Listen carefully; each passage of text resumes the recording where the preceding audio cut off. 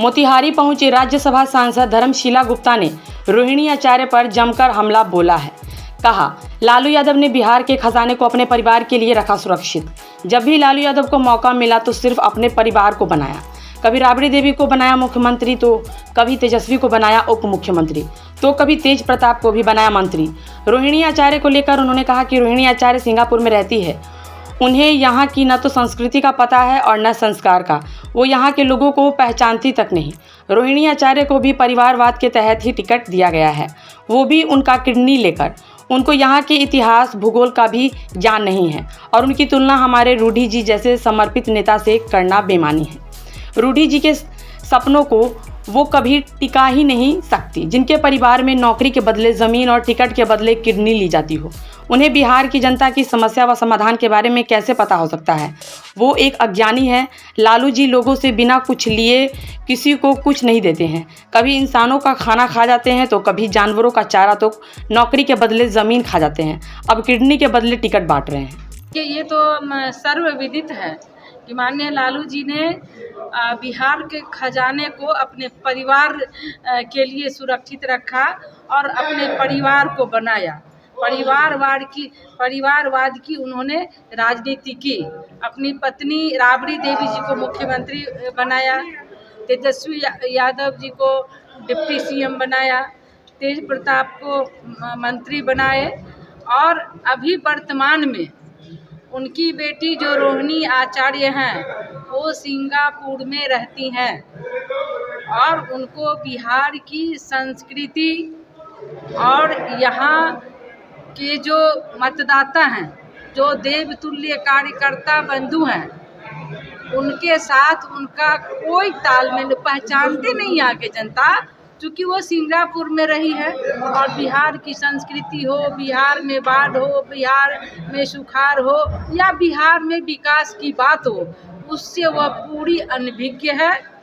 और परिवारवाद के तहत उनके पिताजी माननीय लालू जी, माननीय तेजस्वी जी, माननीय राबड़ी जी, जो उन्होंने टिकट उनको दिया है, और माननीय रूडी जी हमारे स्थापित नेता हैं और वो लगातार अपने क्षेत्र में विकास की काम किए हैं।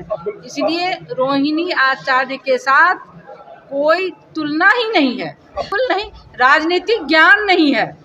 वो सिंगापुर में रही है, यहाँ की संस्कृति के बारे में, यहाँ के चुनाव के बारे में, यहाँ के मतदाता बंधु की समस्या के बारे में, यहाँ के विकास के बारे में उनको पता नहीं है, जो वो बिहार में रहते ही नहीं है। और रूडी जी को अनपढ़ बता रहे हैं। रूडी जी को नहीं, रोहिणी आचार्य को मैं बता रही हूँ, वो बता रही है ना। तो इससे पता चलता है कि उसका ज्ञान कितना है। बिल्कुल, देखिए रूडी जी के सामने वो टिक नहीं सकती है, क्योंकि रूडी जी ने जनता का काम किया है, जनता का विश्वास जीता है और वो अपने क्षेत्र में विकास की गंगा बहाई है।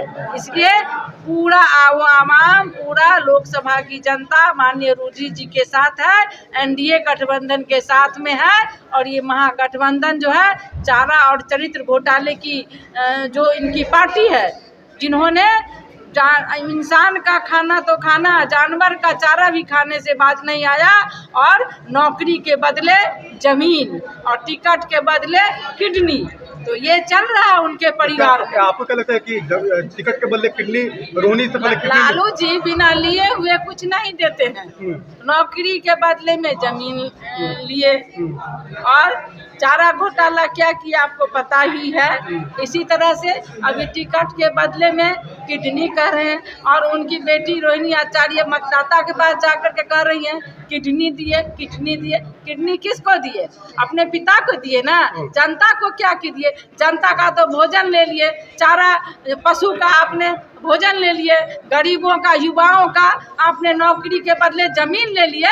तो जनता देख रही है कि जो परिवारवाद की राजनीति किए, बिहार के खजाने को अपने परिवार में लुटाया और बिहार को विनाश की डगर पर ले गया। और आज एनडीए गठबंधन में बिहार विकास की डगर पर है। तो रूडी जी, माननीय रूडी जी काफी भारी बहुमत से जीतने रहे।